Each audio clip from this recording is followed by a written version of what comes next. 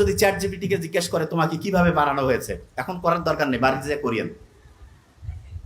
কিভাবে বানিয়েছে বলবে যে আমাকে ট্রেনিং দিয়েছে। আল্লাহ প্রথম যে আয়াতটা নাজিল করলো সূরা আলাকের, সেখানে আল্লাহ বলছেন যে মানুষ কিছুই জানতো না, তাকে আমি শিখিয়েছি। বিজ্ঞানীরা দেখতেছে কিরে, তার মানে কাউকে ট্রেন করা যায়। এই প্রথম যে আয়াত সেখানে আল্লাহ বলছে আদমকে আমি জ্ঞান দান করেছি, শিখিয়েছি।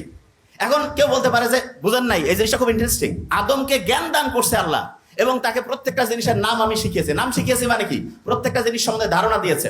তারপরে একটা পরীক্ষা হইলো। পরীক্ষাটা কিরকম, প্রত্যেক যে ফেরেশতা ছিল তাদেরকে জিজ্ঞেস করলো এটার নাম বলো, কুইজ। ফেরেশতারা বলতেছে আল্লাহই ভালো জানে, আমরা জানি না। তারপরে আদমকে বললো, আদম টট টট টট টট করে বলতেছে। আর ওই ফেরেশতাদের মধ্যে একজন স্পেশাল জিন ঢুকছিল যার নাম হচ্ছে ইবলিস। ও কিন্তু কোনো ফেরেশতা না, ও প্রথমে শয়তানও ছিল না, ও জিন গোষ্ঠীর মধ্যে, জিনদের কমান্ডার ইন চিফ। জিনদের মধ্যে দেখেন একটা জিনিস, আল্লাহ বলছে জিন আর মানুষকে আমি একসাথে বানাইছি, ঠিক না? জিন মনে করতেছে মানুষ বোধহয় আমার সাথে ফাইটিং এ আসতেছে, গ্যাঞ্জাম লাগাই দিছে। জিন কি এখন পর্যন্ত কোনো টেকনোলজি আবিষ্কার করছে? কেউ পারছে? যে জিন, এটা নিয়ে গবেষণা হচ্ছে, চেষ্টা করতেছে বিভিন্ন সুপার পাওয়ার, যে জিন যদি একটা কন্ট্রোলে আনা যায়, যেভাবে ওই যে সুলাইমান আলাইহিস সালামের সময় জিনের কন্ট্রোল ছিল, বিলকিসকে হচ্ছে চিঠি লিখলো, সিংহাসন চোখের পলকে চলে আসলো। এইটা যদি করা যায়, ধরা যাক যে ট্রাম্প বসে আছে, এই সরি আসো, মুহূর্তের মধ্যে সে দেখা গেল যে যে চেয়ারে বসেছিল টান মারছে, পড়ে গেছে। হইতে পারে না? হইতে পারে তো। তা জিনকে এখনো এরা খুঁজে পাচ্ছে না। কেন খুঁজে পাচ্ছে না সেটা বলতেছি একটু পরে। তা ওই যে আজাজিল, সে ওইখানে ছিল, সে যখন কুইজের উত্তর দিতে পারলো না, আল্লাহ বলতেছে তোমার একটা কাজ করতে হবে এখন, কি? সেজদা কর। বলছে আমি এক সেজদা করবো। ওর খুব ইগোতে লাগলো। আল্লাহ বলছে যে কি তোমাকে বাধা দিচ্ছে?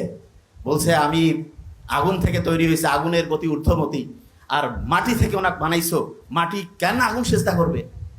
আল্লাহ বলছে তুমি অহংকার করলা। অহংকার হচ্ছে আল্লাহর চাদর, আল্লাহর হিজাব।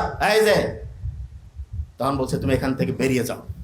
তখন ও আল্লাহর কাছে কি বললো, যে আমাকে কিয়ামত পর্যন্ত হচ্ছে অবকাশ দাও। বলছে ঠিক আছে।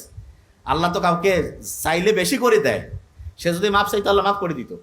কিন্তু ওই যে শয়তান, নাম শুনলেই তো, কারো নাম শয়তান আছে নাকি? মিস্টার শয়তান নাম এমন কেউ রাখেও না, না?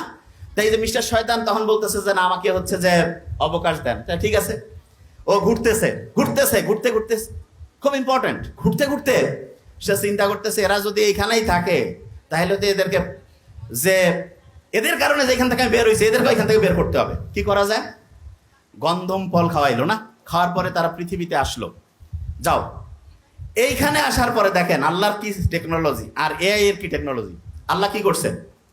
আদম আলাইহিস সালামকে যে জ্ঞান দান করছে, আল্লাহ কি এখন কি আমাদের সবাইকে কি ফু মারে? আল্লাহ কি আমাদের সবাইকে আলাদা আলাদা করে শেখায়? কাউকে না। দেখেন আল্লাহর টেকনোলজি কিরকম।